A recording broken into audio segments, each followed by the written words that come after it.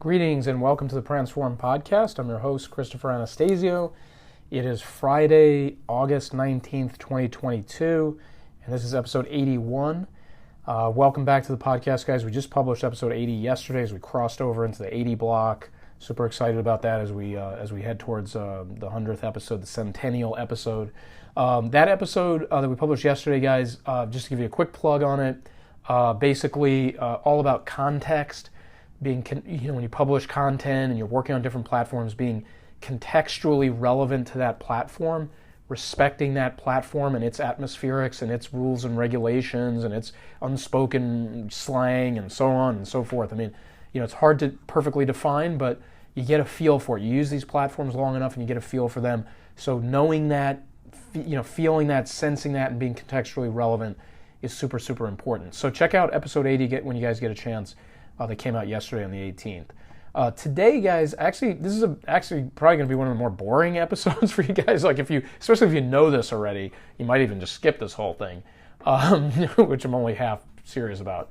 But what I want to talk to you guys about today briefly, and part of the reason it's going to be briefly, guys, is I now have my second sore throat forming in the last 30 days. Almost literally a month ago to the day, got the first one on July 21st. And so I don't know if I'm going to be sick all over again after the 10 days I was sick in July, but I definitely have a raging sore throat right now. So that being said, guys, that's why we're probably going to be under 10 minutes. But anyway, I wanted to walk you guys through the importance of using a content calendar, some kind of mechanism to keep your publication schedule, historical data, etc., organized, and not having to be super fancy about it. Like, obviously there are tools and there are downloadables and there are apps and paid subscriptions that you can use to do this that are going to be very slick and very sophisticated and very automated and very fun to use.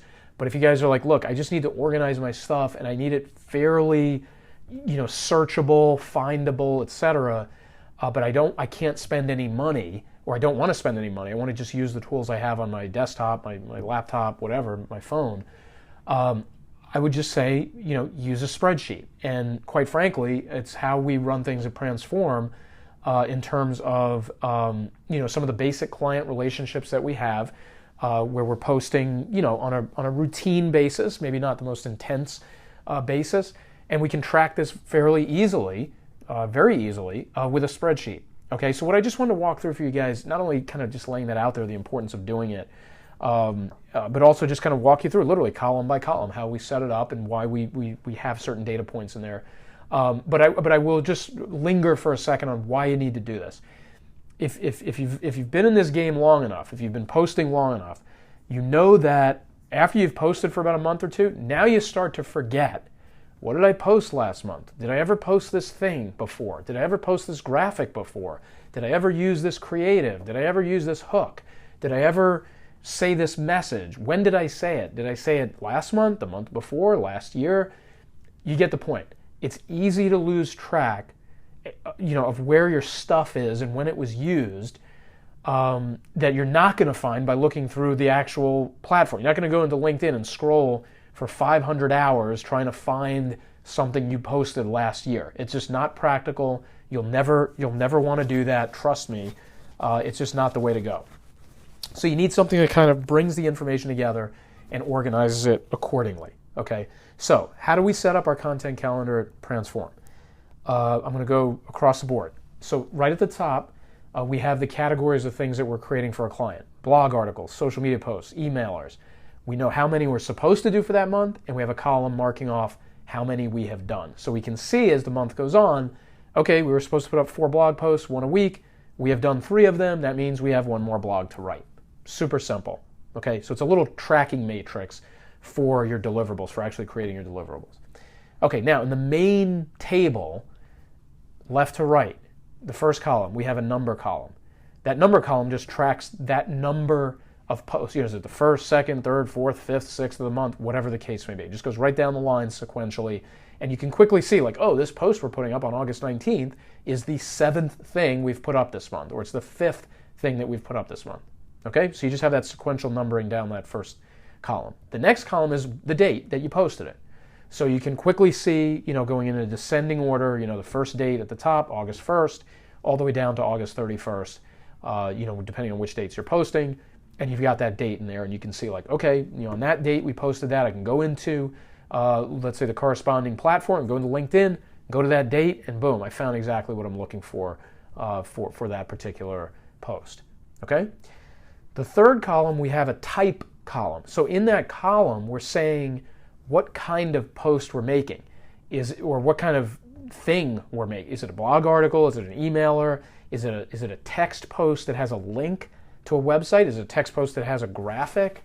Or is it a text post that has an animation? There's a lot of different possibilities that you can have there depending on what you do with your business and your marketing. So only put the ones obviously that are relevant to you. But we have a pretty wide range that we deal with there, so we can just go into the drop-down menu, pick the one that we're going to be doing, and go from there. And honestly, it's actually more helpful looking forward for that particular column than looking backward, because that column tells us as we're making content, oh yeah, we need a graphic next week for this post, because we have a post going up next week that's text plus graphic, right? So it helps us kind of plan the content and see what's coming around the bend. Okay? Fourth column over is the purpose. So the purpose is just a way for us to track, is it an organic post? Is it a paid post? You know what I mean? Are we going to do something like ad-wise with it?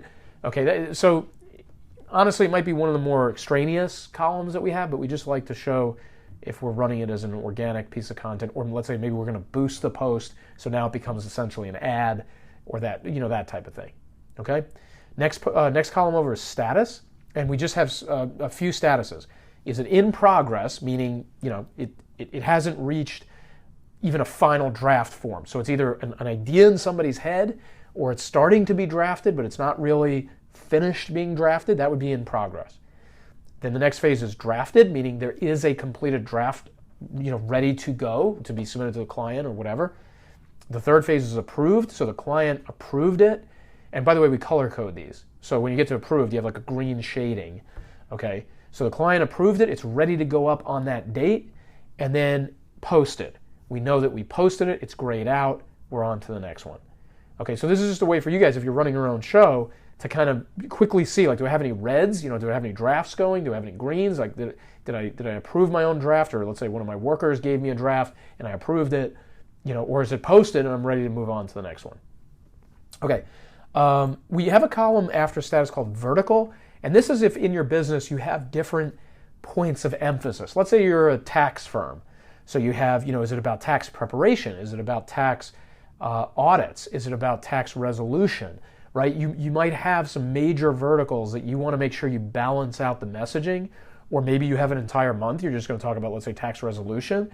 You would go into that cell in your spreadsheet, and you would be able to select whichever vertical or point of emphasis you're trying to make topic-wise, okay, or company-wise. Okay, next one over is topic theme. So this is just like a phrase or a couple words that you can quickly look at and be like, oh, that's what this post is about. This post is about the September 15th corporate tax filing deadline, or this post is going to be about how to file an extension for your taxes. Just something very brief. You can glance at it and you can quickly say, oh, okay, that's what that post is about. Let me go make that post. Right? You have enough information to make the post. Okay. Next column over is the creative. This is where, let's say you're going to use a website link in the post, put the link into this cell. If you have a still image that you're going to use, put it into this cell. If you have an animation, you may need to screenshot that animation. So it's not going to play inside the spreadsheet, but you can screenshot it and you can make a note, or you'll know from your other column that it's an animation, and you put that into your creative. The reason you want those visuals in there is sometimes, trust me, you're going to be hunting around your spreadsheet and saying, did I ever post that graphic before? And if you have the visual, you can just browse through your spreadsheet and be like, oh, there it is. I posted it back in March. Got it. Now I can post it again in August, kind of a thing. Okay. Next column over is what we call the caption. Basically what we mean by that is the copy, the textual copy that's going to go with the graphic, with the animation, with the website link.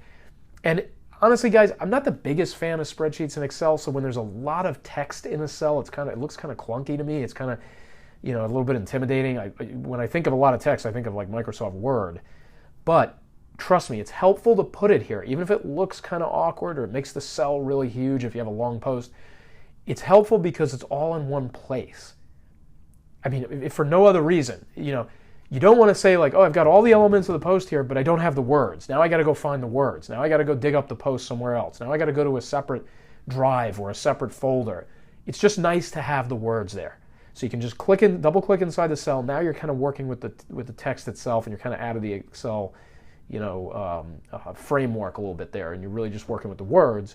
And then you can kind of pull out or extract or copy and paste whatever you need to do from that cell. Okay, and then the last column is notes. So we use the notes column when there's just something, when we're kind of communicating amongst the team, or even, if the client sees the sheet, it's a note that the client can see, obviously, that just says something about, and it's not like we have one for every post, but it might say something like, hey, sent this to the client for review on 18 August, awaiting decision, or sent this over to team member A for input on this section, haven't heard back yet. Something that just kind of like tells you like, hey, is there something going on with this post? You can check the notes cell and you can see, is there something, an exception, or is there an asterisk kind of a situation that needs to be addressed or taken care of, or you just need to be aware of. You can put it in that column. Okay, and then you just run these worksheets across the bottom, month 1 through 12, and you can mark them off as January, February, March, or month 1, 2, 3, 4, 5, whatever works for you to keep track of it.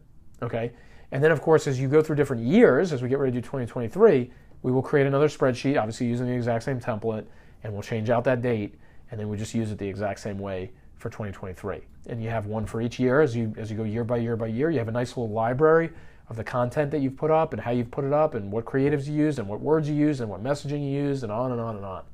So it's a really, really super helpful tool. Like I said, it's not the only way to do it. There's slicker, more automated ways to do what I just described. But if you guys need this now, if you know that you need a content calendar, you know you need to get organized, you know you don't have $100 a month to spend on some automated tool, whatever the case may be, do what I just described. Make a spreadsheet, create these two tables, the counter at the top, the big table that holds all the data underneath it, all the content, and then set these columns up the way I described, and you will definitely be a million miles ahead of where you are today. Okay, now if you're already doing a content calendar, kudos to you. Hopefully there was something helpful in here.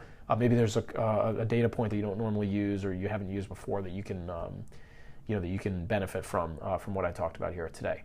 So, all that being said, guys, hope everybody has a great weekend as we wrap things up here on a Friday evening here in the States.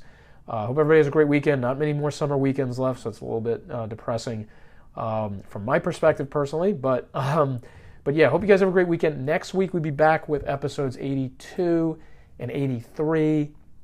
And I'm actually, now that I'm sitting in front of a calendar, guys, I can't resist. I have to look and see when is episode 100 going to appear. So let's just do that exercise really quick. So if next week, the week of the 22nd, we do 82 and 83, and we just go by the even numbers, then the next week will be 84, 85. The week of September 5th will be the 86 week, then 88, 90, 92. 92 and 93 will come out the last week of September. Then 94, 96, 98. Okay, looks like episode 100 would be the week of October 24th, which would literally bring us to almost 1 year since the podcast started in, I believe it was mid-October 2021. So that week of October 24th, maybe do something special with that 100th episode or something like that. But we really appreciate all the support you guys have given to the podcast to date, following us, sharing it, telling people about it, listening to us. We super, super appreciate it. So I'm going to wrap it up here, guys. Rest the voice. Hope everybody has a great weekend. Looking forward to talking to you guys next week. With that, this is Chris Anastasio from Transform signing off. Have a great one, guys. Bye-bye.